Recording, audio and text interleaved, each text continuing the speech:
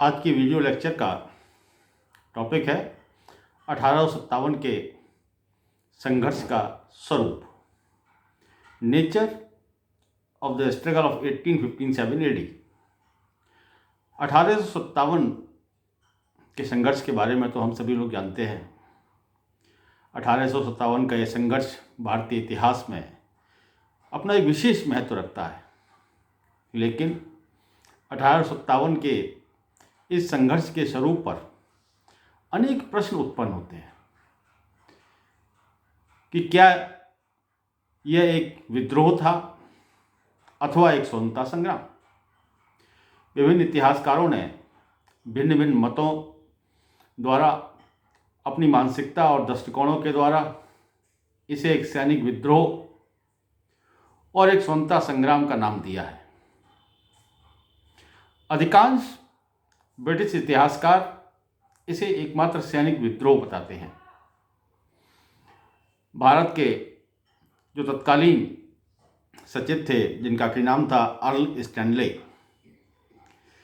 Earl Stanley ने 1857 की घटनाओं का विवरण देते हुए ब्रिटिश संसद में यह कहा था कि 1857 की यह घटना एकमात्र सैनिक विद्रोह थी।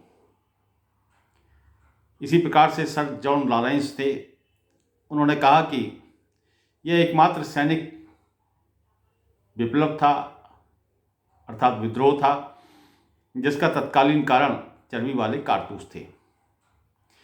इसी बात का समर्थन करते हुए सर जॉन सीले ने कहा कि 1857 का यह विद्रोह देश प्रेम की भावना से रहित और स्वार्थपूर्ण सैनिक विद्रोह था, जिसका कि ना कोई भारतीय नेतृत्व था और ना ही इसे कोई जन समर्थन प्राप्त था।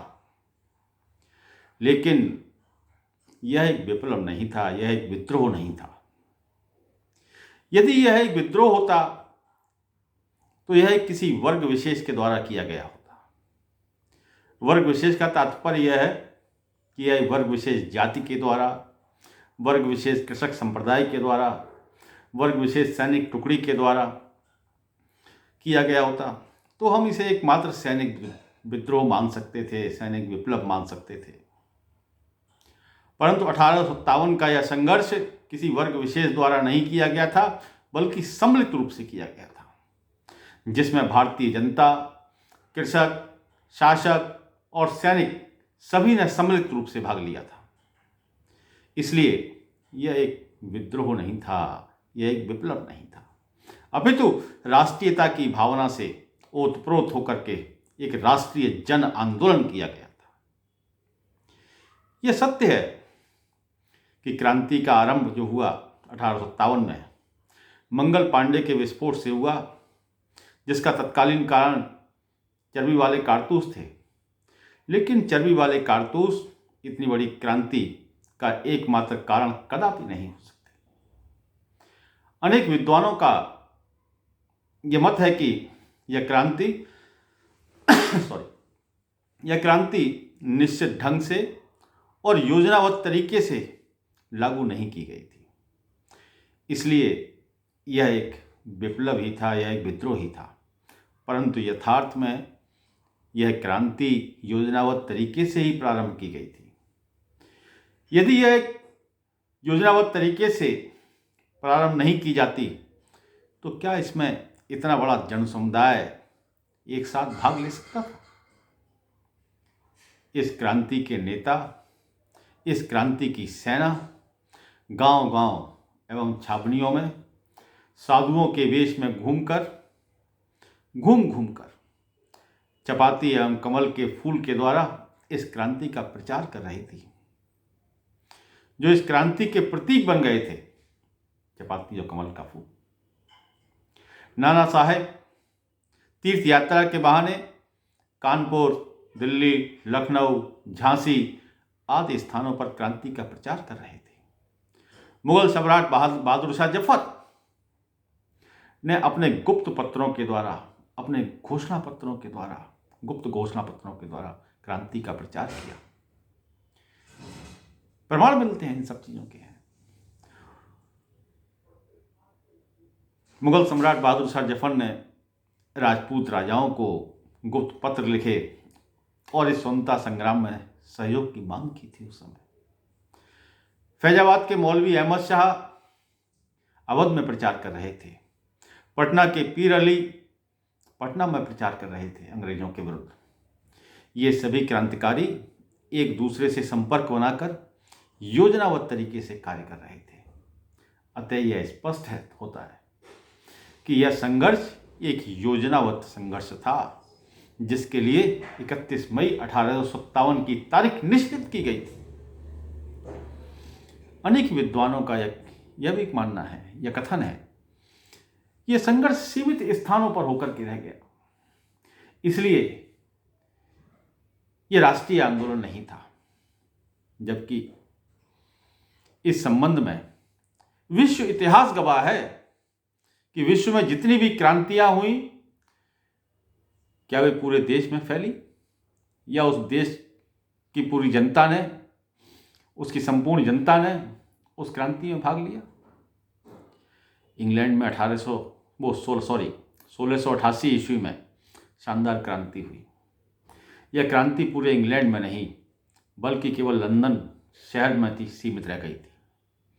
इसी तरह फ्रांस की क्रांति पेरिस और उसके समीपवर्ती इलाकों में ही फैली थी, वहीं तक ही सीमित रह गई थी।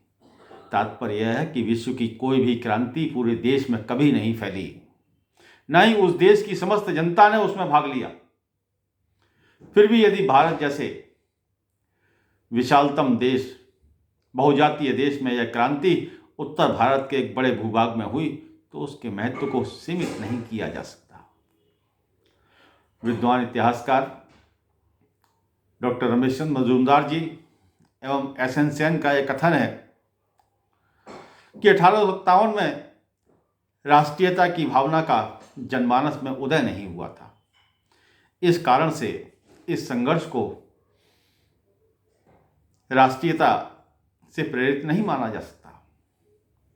जबकि 1857 से शताब्दियों पहले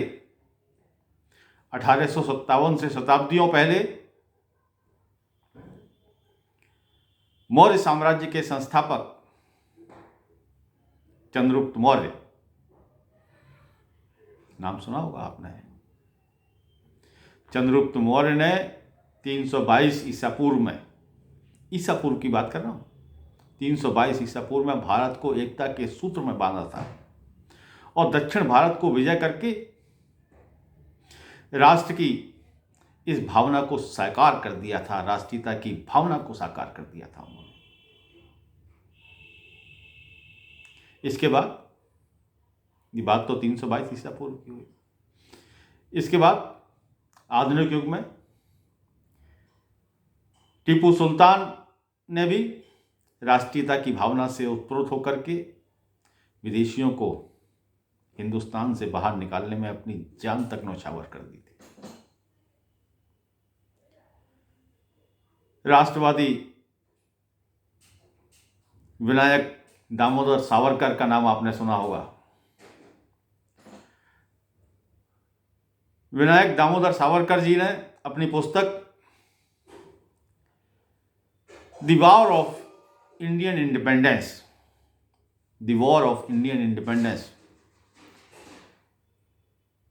में लिखा है, 1857 की क्रांति का उन्होंने पुरजोर समर्थन करते हुए इसे भारत का प्रथम स्वतंत्रता संग्राम कहा है, भारत का प्रथम स्वतंत्रता आंदोलन कहा है। तथ्यात्मक तरीके से उन्होंने वर्णन किया है अपनी इस पुस्तक में the war of Indian independence.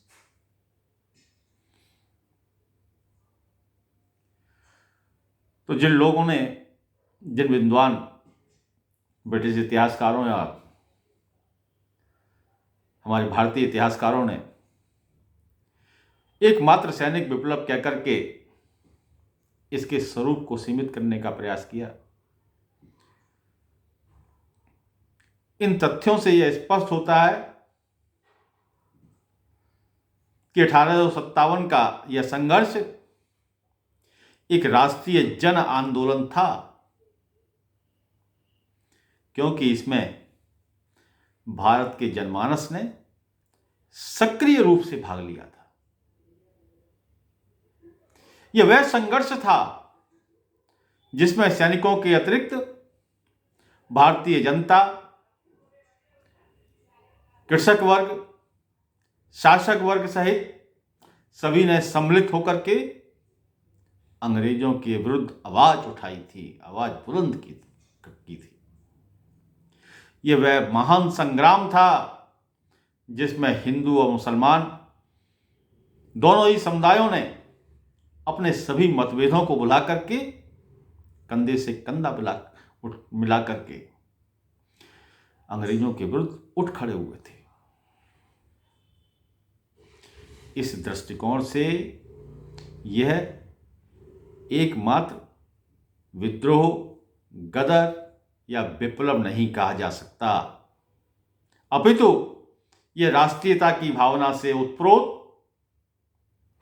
महान राष्ट्रीय जन आंदोलन था। इस संघर्ष को एक विद्रोह के रूप में दर्शा करके सीमित करना अनुचित होगा। हमारे वीर शहीदों का अपमान होगा। वास्तविकता यही है कि यह राष्ट्रीयता की भावना से प्रेरित होकर के अंग्रेजों के विरुद्ध लड़ा गया पहला स्वतंत्रता संग्राम था। इसको विप्लव या विद्रोह नहीं कहा जा सकता। Thank you.